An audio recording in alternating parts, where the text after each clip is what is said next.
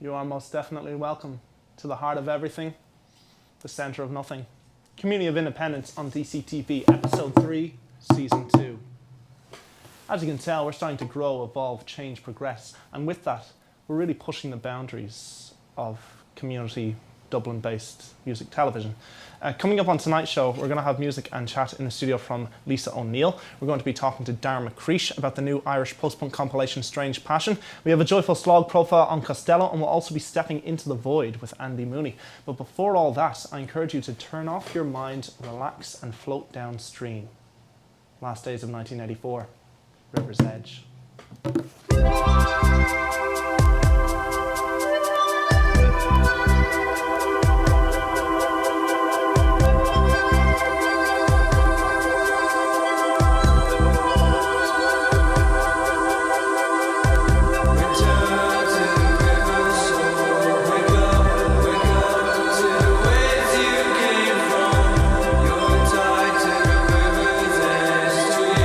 Return to the one you're made for.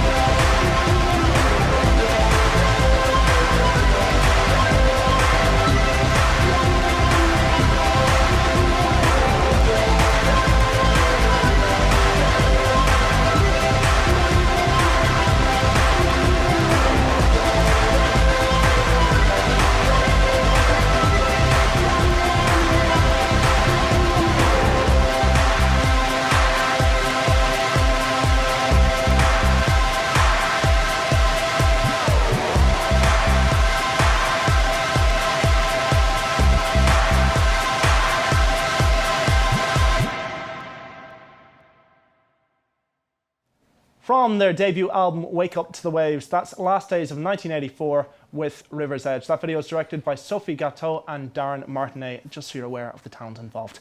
I'm joined by Darren McCreesh, the man behind Strange Passion, a compilation of Irish post-punk, DIY and electronic music, 1980 to 83.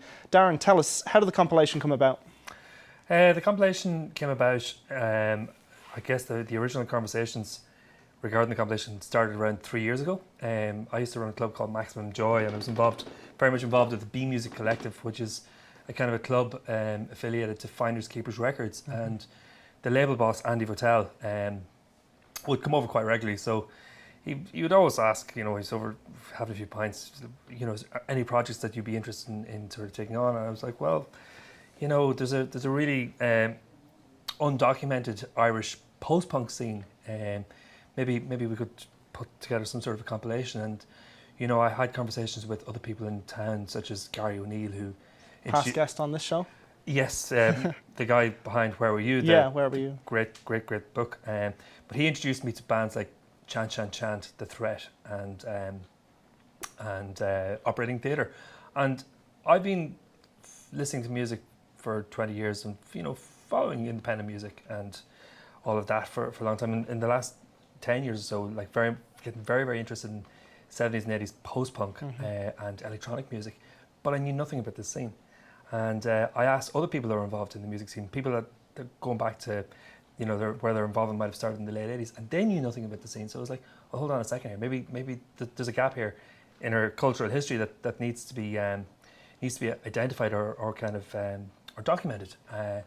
So I started digging, and I started off with bands like Chant Chant, The Threat, and met up with the band members, and found out from them what they were listening to, and started sort of researching magazines like Vox magazine and Hot Press and just other online resources. The internet's a great thing.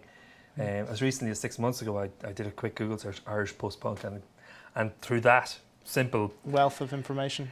Well, simple thing. I came across a band called Choice, who ended up being the last band that I included on the album.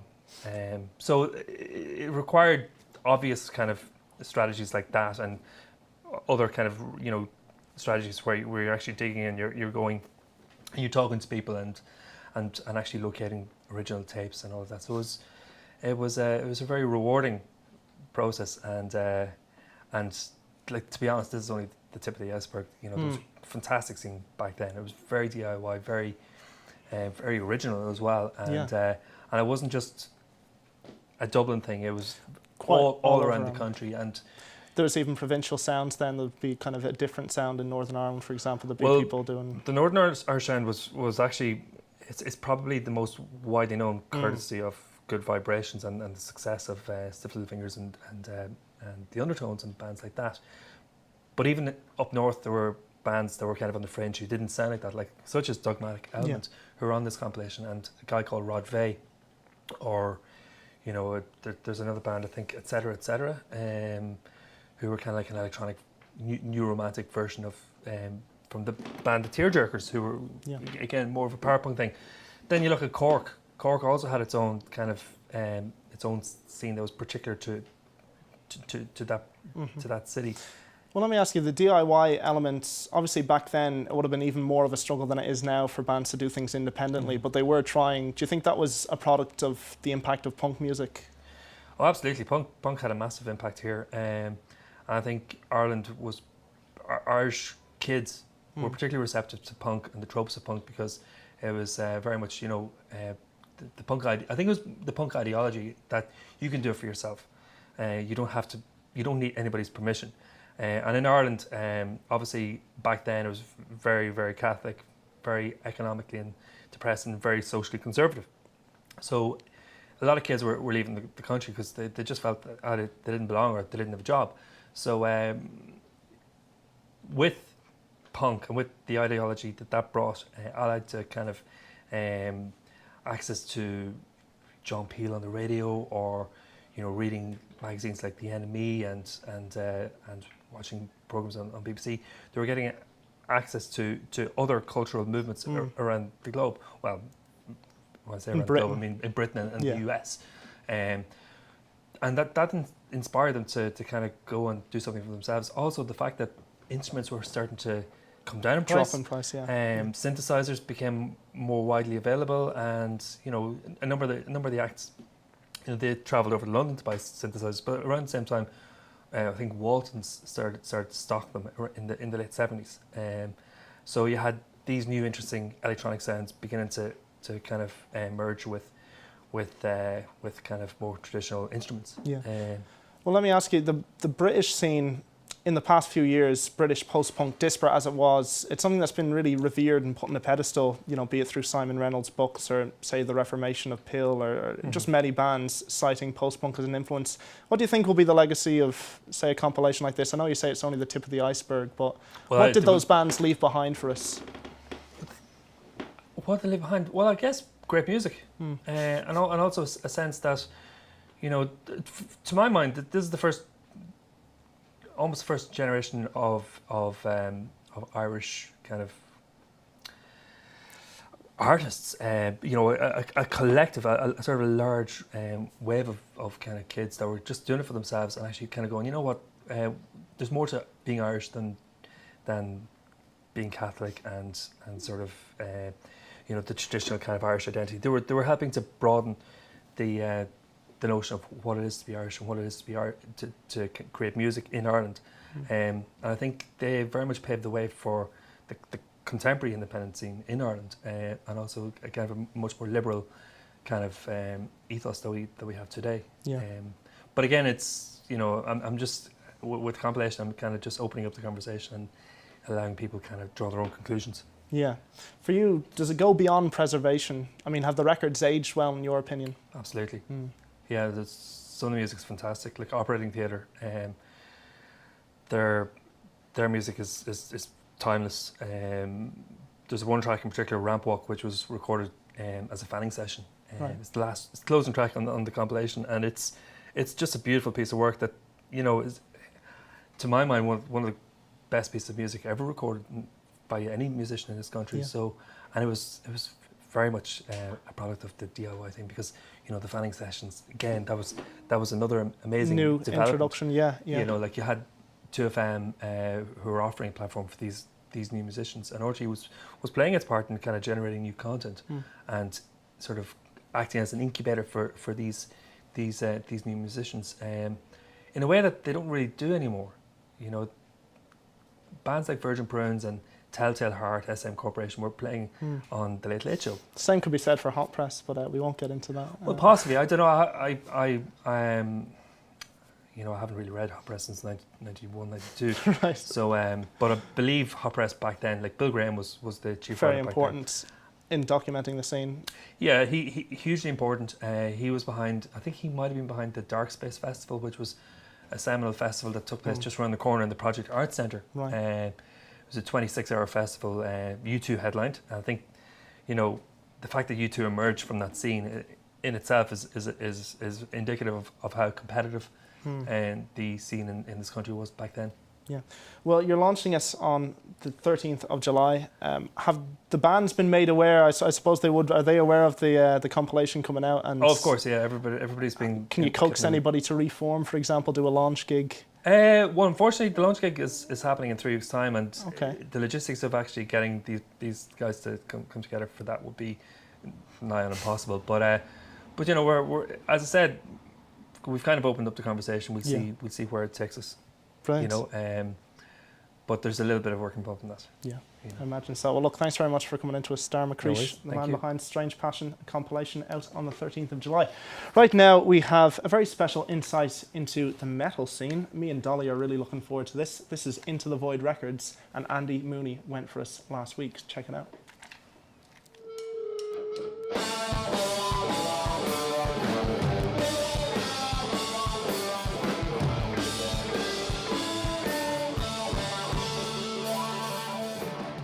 That's right, Danny. Here we are at Into the Void Records. We're going to talk to Dara a bit, and he's going to give us an insight into the Dublin metal scene, and we're going to talk to Anik, the heavy metal chef, about metal food. Check it out. With the wind blowing through my hair, yeah, all different fast keeping tight. I don't know when did you set up the shop here?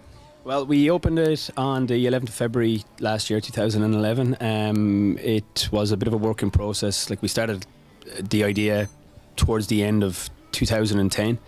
We were looking for premises, and obviously we had a lot of kind of internal organising to do and see how we would put it all together, because it's a collective. It's not like one person owns or runs it. Like, it's a bunch of people together working together. The recession is what it is in that it does impact people's ability to spend. Music is, I guess, kind of considered somewhat of a luxury, and especially in this kind of era where, you know, downloading is like a massive part of people's lives. It's definitely more difficult to try and, you know, sustain, I guess, a niche kind of business like this or whatever. But yeah, you know, having everybody involved, it means there's more ideas, there's more input, and there's more shouldering burdens. So not any one person is, like, you know, financially screwed, basically, you know. And like, we're lucky in the sense that, you know, the cost of maintaining and running this place is very, very low, which is why we've been able to stay here for the last year and a half. Tell us a bit about the different labels involved, the independent labels, metal labels, and the one you're hoping to set up yourself as well. Yeah, like, there's mine, which is Invictus, then there's Sentinel Records, Sarlacc Productions, Underground Movement, and Blind Men and Occult Forces. So, like, there's a whole kind of range of different styles and genres and tastes between us all, you know, which is why it kind of works as well, because we all get stuff from different sources. So, like, we have more music coming into the shop that way, you know, whereas if it was just me on my own, for example, I might not have access to some of the punk stuff that Ian gets, and also I wouldn't get some of the doom stuff as well, because I wouldn't work with the people who put out that sort of stuff. So yeah, like, it's like a collaborative effort to get more and more stock and a broader range of different titles and different bands into sell, you know.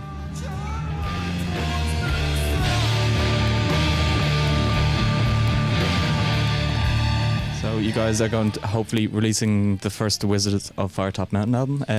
That's the plan anyway. When we kind of opened, we had an idea of maybe developing the shop as Into the Void Records into a record label. We're also actually in the process of trying to release a demo tape by an Irish black metal band called Sov.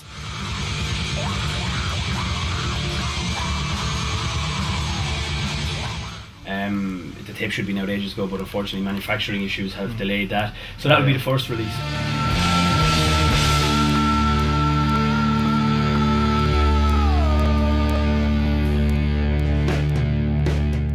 Yeah, so I wrote a book called Hellbent for Cooking, which came out in 2009. Mm-hmm. So it's basically a compilation of various recipes from metal bands from all over the world.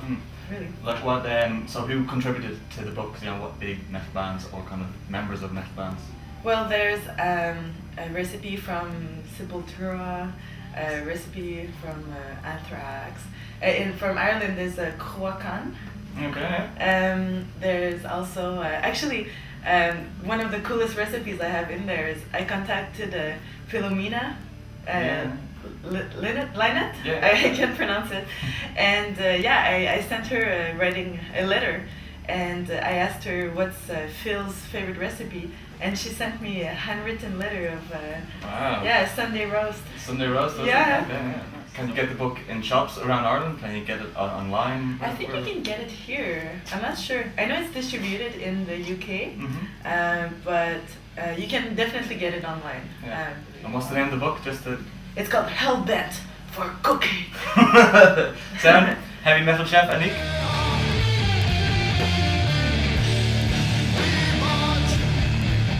Do you feel that the Dublin metal scene, do you think it's healthy at the moment? Do you think it's... Yeah, it is healthy. There's a lot going on, but it's very disparate. It's not a unified kind of body or anything like that. You have a lot of different people doing a lot of different things. Like there's 5 rock bars in Dublin now, I think. There's like Purcell's, Two Fibbers, Poison, which is on Thursdays, and then there's Club Hell. So like they all attract different types of people. Then then there are a lot of different bands who are on the go that we wouldn't really know or work with or whatever. They come from a different kind of angle, you know. So there's a lot happening, and like there are gigs every week, you know. Not a week goes by whether it's just local bands or foreign bands playing. So in that regard, yeah, it's quite healthy. But this is kind of a common complaint that we discuss amongst ourselves a lot. Like we've all been involved in the kind of Irish underground scene for a long time. Like I said, some of us know each other for 20 years or more. But what's interesting is that, you know, as we're getting older, there's no younger people coming up starting their own labels or whatever. I mean, yeah, bands, sure, but some of them only last 6 to 18 months and then they break up, because I think sometimes the aims and objectives are a little bit unrealistic. So like if we cease to do what we're doing, there's nothing actually to fill that void, which I find really strange, because if you look at, say, countries like, say, Sweden or Germany or Finland, they've constantly new people coming into it, you know, I guess replenishing the stocks, younger generations getting more involved and so forth, like young bands coming up. But yeah, we don't have that here at all, which is really, really strange. So that's kind of, I don't know how that will play out in the next, say, 5 to 10 years as we all get older and our priorities change, you know. Well, hopefully someone will come and fill the void. Nice one. Thank you very much. Yeah, take it easy.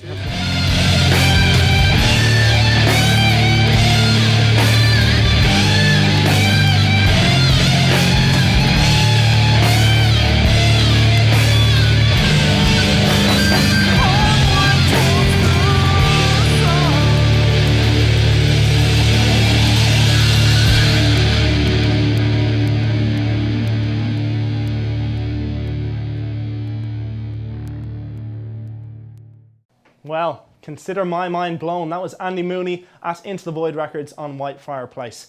Anyway, it's time for the all-important part of the show where I guide you through gigs happening this weekend in Dublin. Starting with a gig tomorrow night in Whelan's. It's the sound of summer, apparently. This is the sound of summer, so they tell me. The Shoes.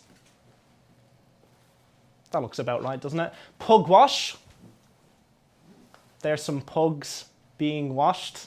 Quite proud of that image. And last but not least, headliners in Whelan's on Friday night. For €11 you can see the oral equivalent of a big bowl of boiled potatoes, Riptide Movement.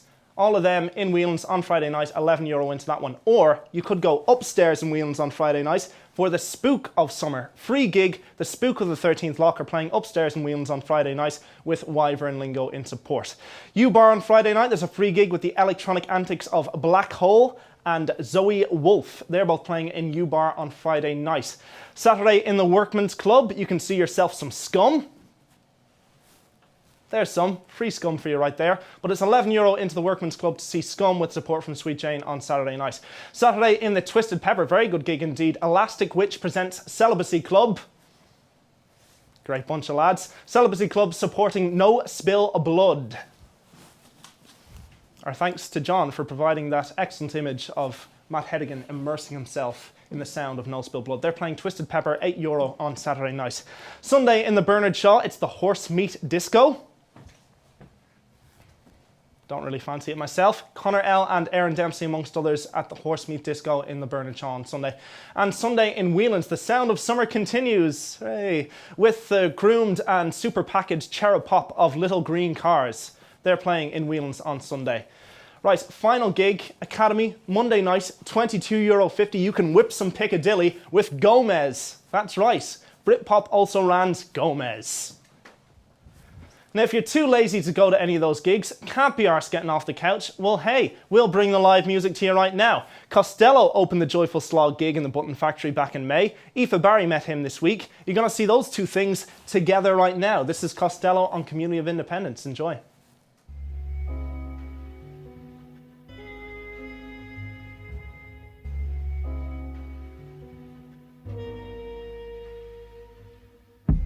Anybody that, you know, is into hip hop knows that hip hop is a reflection of the street and a reflection of yourself. Sending this one out for all you hip hop heads. What's happening? Costello, you were very nice to invite us into your own home to have a chat about yourself as a rapper, as a Dubliner, as somebody who is, I suppose, a pivotal part of the Irish rap scene at the moment. Do you maybe want to talk to us about how, I suppose, where it all began for you, how you got into making music yourself? I always was into dance music when I was younger. Me and my mates used to want to be DJs, but remember my older brother ended up getting his hands on the greatest hits album, 2-pack, when I was about 10 or 11. I started hearing all the songs, all the topics he was talking about, and just started idolising 2-pack like that way, you know, and hearing tunes like Brenda's Got a Baby and Trapped, and I could identify with the things he was talking about in his music, you know, that way. So just became a fan of it when I was very young, and then from about 13, started like writing my own raps, and then 14 it just became a passion in me that when I was in school I'd be writing raps in the back of my copies, and the teachers would think it'd be working so they wouldn't bother you, you know what I mean? But it became the main focus for me when I was very young. Just saying the environment that we're from, like that, it's similar to all the places around the world, that like there's disadvantaged places all over the world where people try and make the best for what they have, and you know what I mean, I saw music as a way that to channel the energy, the thoughts that was in my mind, and being able to say like, take a step back from like certain things that was just in the environment and be able to analyse them instead of just falling, like, going straight through the flow of it, because a lot of young men do go through the flows of things, the ups and downs of the crime and whatnot, you know what I mean? So a step back from that at a young age, and you know what I mean, hip hop was like something to, as I said, to channel the energy through the thoughts that was in the mind, you know. So did it kind of get you to question things you saw? Like you were saying, Brenda's Got a Baby, it showed you were seeing maybe teenage mothers and you were questioning what's happening. Definitely, that's where the whole idea for the philosophical album came around, the last release that myself and Gio done. But party christeners with that now, little dialect, but I always had that mindset, really philosophical. I felt the teachers in school couldn't answer the questions that we had to ask them. So I went in search of it in my own way, and like I said, like life's the best teacher, so the environment that I was in was a perfect training ground to understand the lessons while I was still very young, you know what I mean? Don't believe fantasies, they sell you in the music that's commercial. The realities of which we tell are true and controversial. No doubt it's looking we hard, but your dreams are still possible. We got our self-belief, that's what makes us philosophical. So kind of hip-hop was like an escape for you, you know, when you were at school or when you're at home, you could just go and write stuff yourself, but did it also show you that there was other options out there for you, that you didn't have to do what you saw, you could make your own kind of future? Make your own packs. I used to even be thinking that very seriously about it. That like when the teacher said to me when I was younger, they were going around the class, I think we were about 14, they were saying, what does everybody want to be? And I turned around and said, I want to be a rapper and an MC.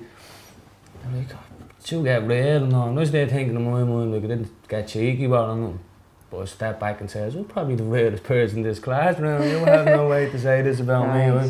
I'd be digging deep into these subjects where, you know what I mean, I just felt it was natural for me to investigate into things about life, you know. Were you kind of like saving up your money to buy records that you were kind of finding out about? Yeah, every weekend at HMV, I was working, I always worked part-time jobs around the way. I used to work McDonald's when I was 13. I was underage and I had to take birds here to make sure I got a job. But I was because me ma, God rest her, she always put in her best for us, like me and my brothers and sisters, but we had an alcoholic father. That's partly the reason why we had to live in that state, you know what I mean? He took us to live there when we came across a bit of trouble when we were younger or whatever. We were too young to do it, but that's how we ended up living up in Wavia. And like I said, having an alcoholic father definitely let us see that what not to be, so I strive to always be more positive, you know that way. So working part-time jobs, and like I said, hip-hop, my own secret world. I'd be in HMV every week and spending €60 on CDs or something every week without fail, like, and built up a good collection for it, like.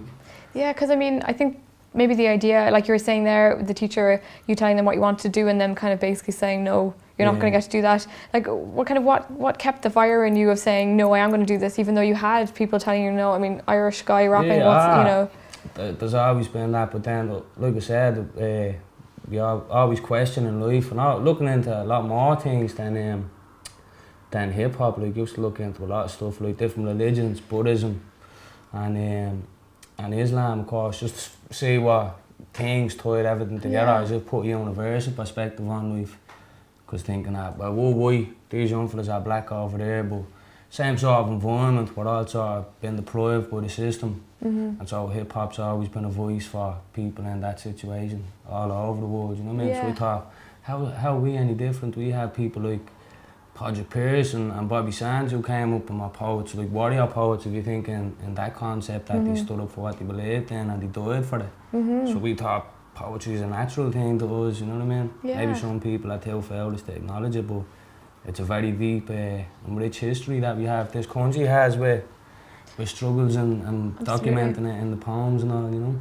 Absolutely. And like, when did you then meet people who felt that way as well? When did you meet your friends, that the crew that you're kind of hanging around with as well and working with? Only the past 5 years I started only meeting them. And it was after my mother died. My mother died in 07. We were living down in that boy at the time, down in the country. And my man ended up just dying out of the blue one morning. And I was like, damn. Wow. But I remember coming around to the conclusion that I thought, because I was working a job across the road in a sawmill at the time, I was thinking, I'm not here to do this, I'm here to rap. And my man dying now was like a wake-up call to say, go follow your path. So ended up meeting up with Gitty, funny enough, while chatting with him the week that my man died on the internet. Staying never ignorant, getting goals accomplished. Me mind do it the same week. I met you and me accomplice, and ever since all the beats been massaging me conscience. Understanding life can be whatever we want it.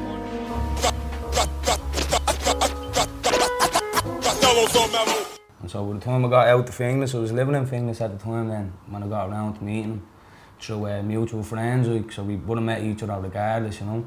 And just started getting into the music, and I just thought, oh yeah, we'll do this again. And then meeting Lunatic in 08. He'd already been doing a lot of stuff with the Irish hip hop scene. He'd first rapper to rap in a Dublin accent, you know. Really started headlining a lot of gigs like Snoop Dogg and Nas with Urban Intelligence with the crew for real and Moss Chop. So basically how street literature is now. Yeah. As if Urban Intelligence evolved into street literature with just more people basically, with myself and Gitzy along with Lunatic and for real, and brought the album together. But meeting Lunatic in 08, I saw he was exactly the same as myself. Yeah. His childhood was the same. Buying albums when he was younger, working part-time jobs and fueling his passion into the music. The Irish hip-hop scene may seem like it's falling apart because of MCs I never mentioned with no love for the art. Till I decided on divine intervention. Rob the Intro was the best tune on the collection, and you claim you're the best thing since Skirty, that's insulting. Those lads are legends and your shit amounts to nothing. I'm pretty sure where he's at now, he's proud of what we've done with it, you know? Yeah, no doubt. I mean, it sounds like you're really carrying on his legacy, that he's really, really inspired you, you know? Yeah, definitely, 100%. We had the tattoos there, Gitty has one on his neck, amazing. You know what I mean? So, yeah. Definitely, much respect for the owner too. The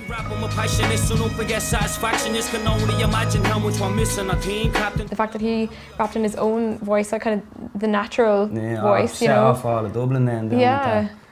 He had a quote himself and he says, that's the first point. Point 2 was rappers with accents, can't you see? There's not as many since they heard me. Yeah. But when he done it, it just sounded unreal. I remember my brother had got a tune taped off the radio he did, and I heard it, and was Lunatic bringing on. I was like, who is this fella? This is unreal. Another posh white boy trying his hand at rapping. Who cares if you battle the beat my so you day? You only organise the latest battle because we the gig the same day. Is there kind of a philosophy then with Working Class Records? Like, how would you describe the philosophy of that? Well, the way, if you ever seen the symbol of it. Yeah, the guy with the microphone over the shoulder, yeah. He's struggling with it as if it's a heavy load, saying that like the mic, you're not meant to rap to think that you're going to be famous and have a lot of women and have a lot of cars and this sort of lifestyle, the artificial lifestyle that they show in the music videos. It's more when you're rapping, you're representing for 1 million people probably around this country from the same environment, but they just don't have the outlet to say what they want to say. So when you have that on your shoulders, there's a quote now, I'm quoting something back from a Wu-Tang interview that we have for the Cutler album, but like it's basically saying that you're representing a lot more than yourself when you're rapping. So you have to look at it in very deep like mindsets and see what you're saying, because at the end of it, you don't want to be giving the wrong message to so much young people that could be out there that like if they're listening to you and saying, you know, oh, this fella said to do this, like as if putting the wrong stuff in their minds, you know. So Dan always put us like that to say, just keep it real, make the music for the streets and for the people around us, and more importantly for ourselves that we want to make. Don't follow anybody else's ways of doing things, like be our own individual and rap it, you know what I mean? And have you kind of talked to people who have listened to your stuff and been influenced by it, or have said, God, I didn't hear anybody saying the sort of stuff that you're saying until now and it's shown me something new? Or some of the props that we've been getting is unreal. It just puts a smile on my face, makes me even feel more humble that like I'm actually writing the songs, putting out a positive message, and instead of someone just saying, oh, that tune's deadly, they say, I love that part in your song where you say this one, or I love the way that you're doing this bit, because it's just like the way that genuinely fans of it, that they're appreciating all the music we're doing for it. So being an artist, that makes you feel a whole lot better about yourself, that your art is reaching people and opening them up in the way that we want to, you know. Excellent stuff. So yeah, like you said, there's a lot going to be kind of happening, and people are going to be influenced by what you're doing. So just as you were picking up the records when you were 14, 15, people are going to be picking up your records or listening to your records online and being influenced too and being your own young apprentices. But thanks so much for having us over and for all the chat and telling us everything about Working Class Records and Costello, all your music and your album, Philosophical as well. Thanks. Keep it lit. That's the motto. As it comes night time, we'll be writing rhymes every journal. More than as I'm waiting up a split for the poor, with all life's hurdles. I hold the wall, the ones every circle. The aim is to maintain, while the pain I can hold you. Just look what's gained from the experience we learned through. It's just like me, man, dance, patience and virtue. Forget your nerves, tune the shit off and send you. But my tears from the smoke-filled brown scent of the love warm and me had that insights. Visions are clear through the darkness of light where all is spirits live in the turn. Proud and I'm blessed when I'm seeing things on the bridge and stand with all of me brothers has my been addressed with a corner. Lovely fantasies they sell you in the music that's commercial. The realities of which we tell are true and controversial. No doubt the sleep that we have, but our dreams are still possible. We got our self-belief, that's what makes us unstoppable. Yo, the older God put me on how to rock this, maintain 360, Lord, live prosperous. It only takes a lesson a day just to analyze life one time in a respectable mind. That's why we're scripting it to get you into it. What deep with this hip-hop, the love affair is intimate. Understand the energy is infinite. We still got your lives feeding off the light like photosynthesis. Life is static, it's what's the truth at the end of it. Search in the book, cause I know curses laying dirt. Derelict is only in our nature to question it. But remember the pessimist, no there's a heaven for definite. Chillin' cheese and I look, you'll get the smell of it. Inspired dreaming for all new residents and council settlements. With scholars for blue, you Christ the genes and our heritage. As we drop the New Testament and over intelligence, I'm humble with the shit, being generous. Hip-hop's the foundation for righteous knowledge from which everybody benefits. It's for you young apprentices that's trying to make the sense of this. Won't be long before you start the soldiers in our regiment. Give up with replacements, you can pick up all the residents. Walk the point equations with measurements and percentages. What you think it will with me, appendices. There's so much space in this universe, not to be abandoned. The older God put me on and how to rock this, maintain 360, Lord, live prosperous. It only takes a lesson a day just to analyze life's one time in a respectable mind. That's why we're scripting it to get you into it. What deep with this hip-hop, the love affair is intimate. Understand the energy is infinite. We still got your minds feeding off the light like photosynthesis. Got your minds feeding off the light like photosynthesis. Took the working class membership through an apprenticeship, developing as a person. Giving the universe replenishing. Fake democracies, we know I'm censoring atrocities with relentlessness. Amnesia made me don't remember shit. But remember this, me fellow apprentices. Stay humble, make use of your point. Follow the fellowship. Stay mellow, don't let these devils. We live in Genesis. Remembrance, elements of our planet for the pleasure of it. Perfect the penmanship. Don't use contentiousness when you producing sentences. A voice my mom said. There's too much space in this universe not to be adventurous, so you make sense of it. It's fundamentals, kid. Yeah. That's all for us, folks. Have a good night. Appreciate it. Featuring G.I. and Willa Lee, that was Costello with Young Apprentice at the Joyful Slog gig in the Button Factory back in May. More importantly, I'm joined by Lisa O'Neill and Stina Sandstrom. Thank you very much for coming into us. Thank you, Danny. Now, let me ask you about your formal musical education. You came to Dublin when you were 18 to study at Ballyfermot. What did you do there? Songwriting, bit of piano, guitar lessons, music theory, music business. So you made a conscious decision to really learn about your craft in a way? To be honest, no. I was 18 and it was time to go to college and I wanted to get out of Calvin. And music was the only thing I was interested in, so this was the course for me. Yeah. Because I wanted to play. Yeah. Do you think it gave you a template for what you do now? A little bit. I mean, for me, I don't think that's the education. I think I learn more when I soak it up It was good. It was a really good experience, and I think it's a really good course. But I'm not sure if it suited me. I met a lot of friends there, music friends, and that was really good for me. And some of the classes were beneficial for me. But I mean, those classes can be really beneficial. All of them for some people. Just, everyone's different. Yeah. Well, you did a lot of soaking up at this establishment, Bewley's. Soaking up tea and soaking coffee. up tea and coffee. Goss. And things like that. Was it difficult juggling, you know, you have a vocation like music and also you're doing the daily grind of serving skinny lattes? Was that difficult? No. No? No, it wasn't difficult at all. I mean, when you're writing songs, you're writing about your life experiences and however small they are. But they're not small. I mean, I met a lot of interesting people working in Bewley's. I imagine it would be a good place to people watch. I worked in a theatre as well upstairs. Okay. So there was live music there a couple of nights a week and theatre during the day. Yeah. So that was very good for me too. I soaked up a lot of that, and sometimes I was asked out on stage to sing a few songs, and I'd close the bar for 15 minutes and go out and play, and that kind of got me back on the scene again. Cool. So when you quit Bewley's a couple of years ago, was it quite a scary moment knowing that music was going to be your bread earner? I was hoping it was going to be my bread earner. Yeah, it was scary, definitely. I was 28 when I quit. I'd always had a job.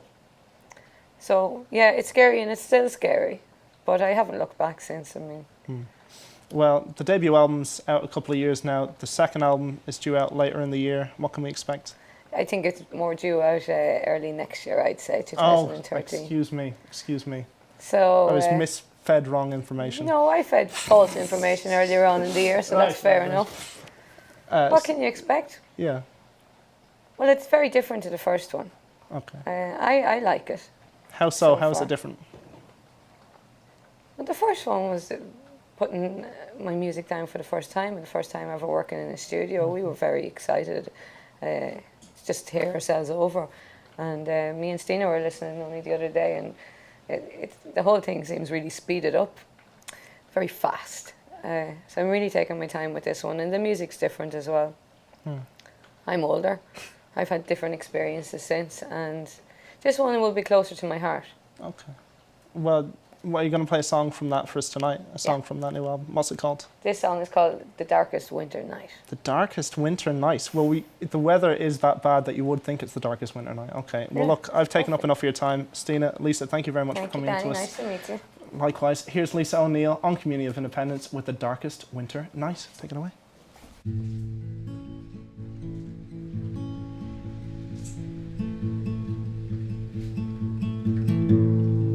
I don't want to do anything I don't want to do today. I don't want to say anything I'll be sorry that I say. Walk with me a while if you like my colors shown. We can watch that yawning sky, wait for the morning come.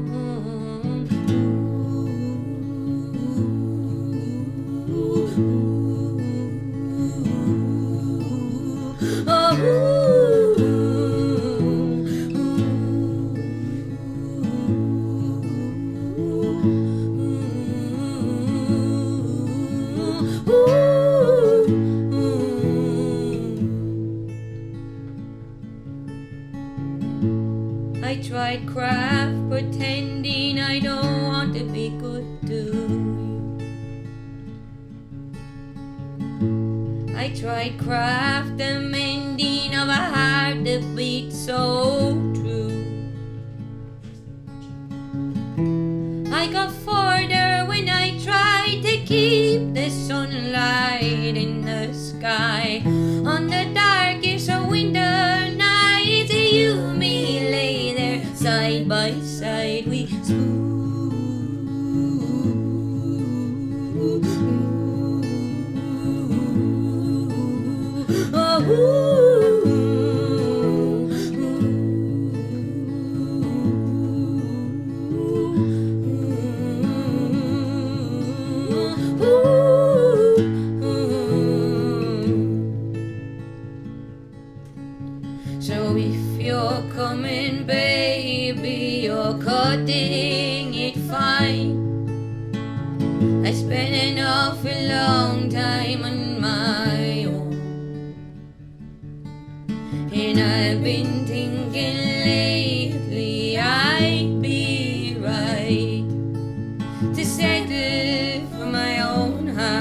was a home. 'Cause he's big and he's warm, but does he take high